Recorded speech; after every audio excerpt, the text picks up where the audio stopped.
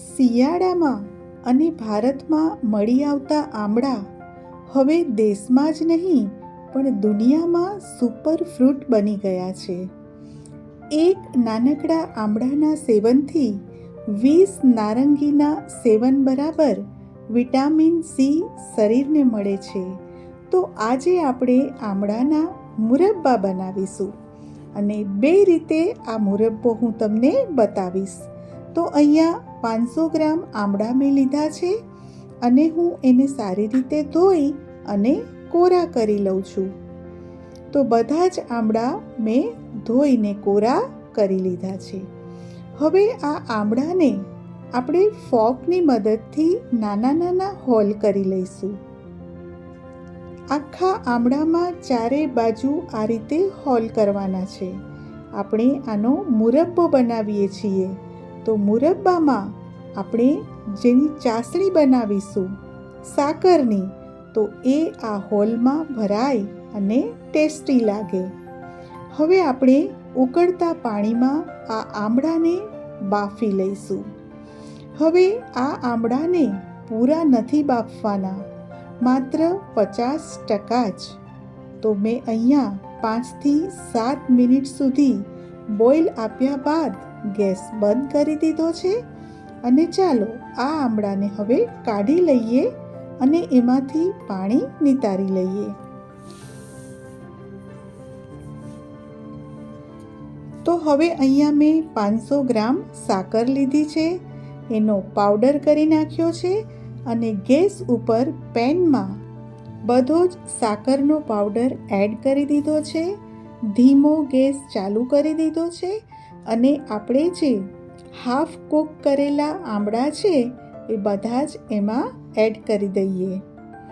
હવે ધીમે ધીમે આ જે સાકરનો પાવડર છે ઓગળવા લાગશે, પણ આપણે આમાં પાણી થોડુંક 4 થી 5 ચમચી જ પાણી એડ કરીશું. વધારે પાણી એડ કરવાનું નથી, કારણ કે આ જે સાકરનો પાવડર છે એમાંથી પણ પાણી છૂટવાનું છે.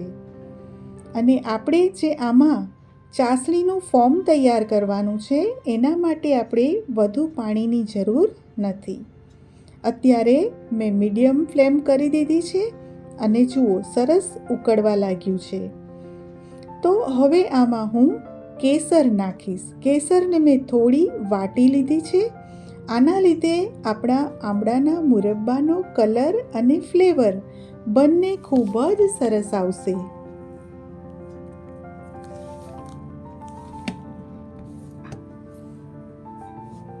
હવે હું 5 મિનિટ પછી ચેક કરું છું.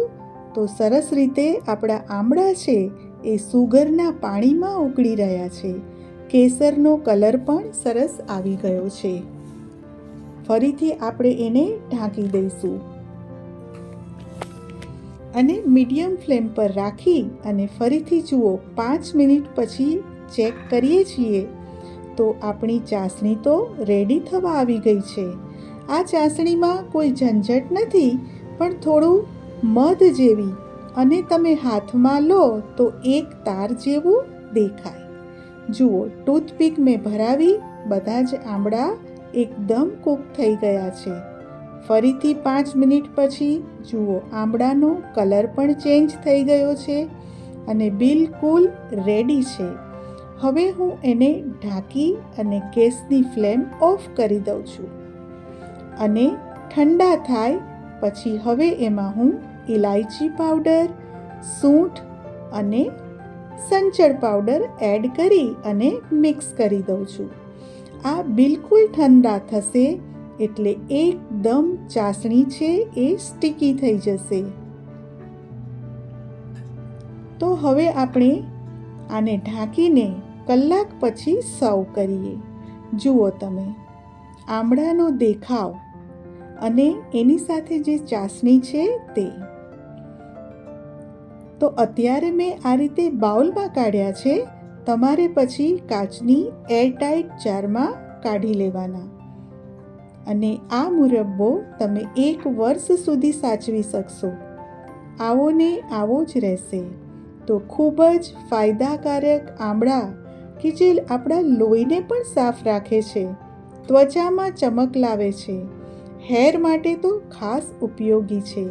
તો એવા આમળાનો બીજી રીતે મુરબ્બો પણ તૈયાર કરી લઈએ. તો એના માટે મેં 250 ગ્રામ આમળા લીધા છે. આ મારી પાસે કિલો આમળા છે, પણ એમાંથી હું 250 ગ્રામ આમળા મોટી છીણીમાં છીણીશ. મોટી છીણીમાં એટલા માટે કે મુરબ્બો તૈયાર થયા પછી એ છીણ દેખાય.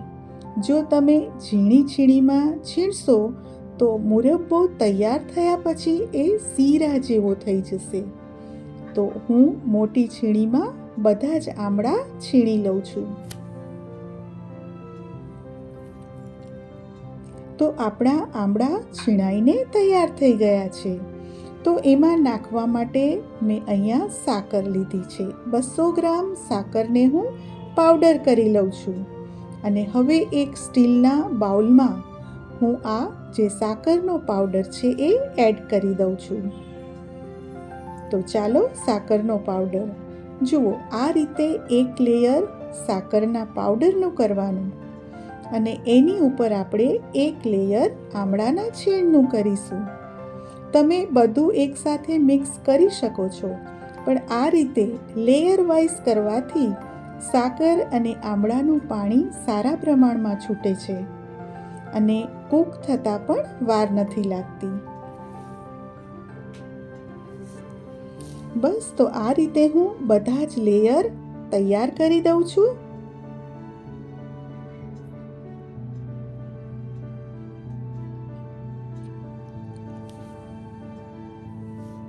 અને 10 મિનિટ માટે હવે હું એને ઢાંકીને મૂકી રાખીશ. જુઓ, આમળામાં કેટલો બધો જ્યુસ છે. તો આ છેલ્લું લેયર આમળાના છીણનું મેં કરી દીધું છે.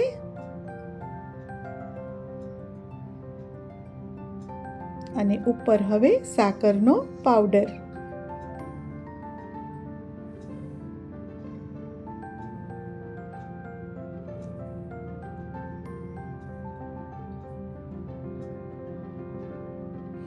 હવે એમાં આપણે મરી દાણા, તજ અને લવિંગ એડ કરી દઈશું.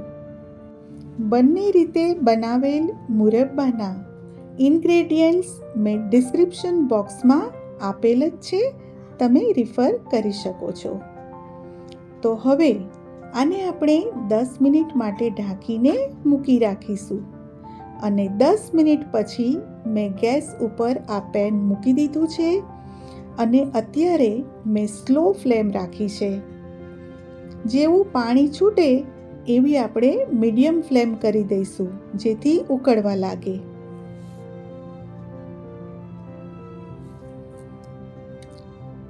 હવે આમાં હું 2 ટેબલસ્પૂન ગોળ એડ કરીશ.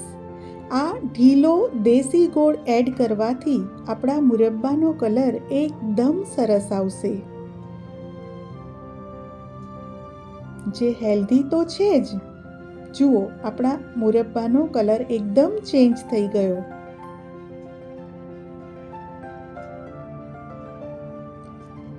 હવે આપણે ઢાંકી દઈશું મીડિયમ ફ્લેમ ઉપર. જુઓ, ધીમા તાપે સરસ ઉકળી રહ્યો છે, પણ હજી આ પાણી છે. આપણે એને ચાસણીનું ફોર્મ, મધ જેવી ચાસણી તૈયાર કરવાની છે. આ મુરબ્બાને વધારે હેલ્ધી બનાવવા માટે હું 2 ઇંચ આદુના ટુકડાની સ્લાઇસ બનાવીને એડ કરું છું. તમને આદુની ફ્લેવર ગમતી હોય તો વધુ પણ નાખી શકો છો અને ન ગમતી હોય તો સ્કીપ પણ કરી શકો છો. ફરીથી મેં ઢાંકણ ઢાંકી દીધું છે અને હવે રાઈટ 5 થી 7 મિનિટ પછી જુઓ કેટલું સરસ ઉકળે છે. એમાં મેં ઇલાયચી દાણા એડ કરી દીધા છે.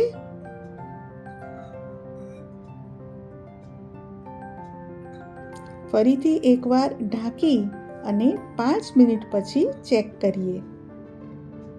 તો જુઓ, ઓલમોસ્ટ આપણો આ મુરબ્બો થવા જ આવ્યો છે. જુઓ, હવે એમાં સંચળ પાવડર મેં એડ કર્યો છે અને મિક્સ કરી લઈશું. તો હવે હું ગેસની ફ્લેમને ઓફ કરી દઉં છું, કારણ કે આપણો મુરબ્બો તૈયાર છે. હવે ગેસ ઓફ કરી ઢાંકી અને અડધો કલાક આને આપણે મૂકી રાખીશું. અડધા કલાક પછી ચાલો જોઈએ અને સર્વ કરીએ. તો તૈયાર છે આપણો મુરબ્બો. આ મુરબ્બાનું છીણ અને આપણે પહેલાં બનાવ્યો એ આખા આમળાનો મુરબ્બો. તો હવે એને હું જારમાં પણ ટ્રાન્સફર કરી લઉં છું. ફ્રેન્ડ્સ, આપને મારી બંને મુરબ્બાની રેસીપી કેવી લાગી મને કોમેન્ટ કરીને જરૂરથી જણાવશો. અને આપને આ બંને રેસીપી ગમી હોય તો મારા વિડીયોને શેર કરશો, લાઈક આપશો. બીજી નવી રેસીપી સાથે મળીએ ત્યાં સુધી ટેક કેર એન્ડ બાય.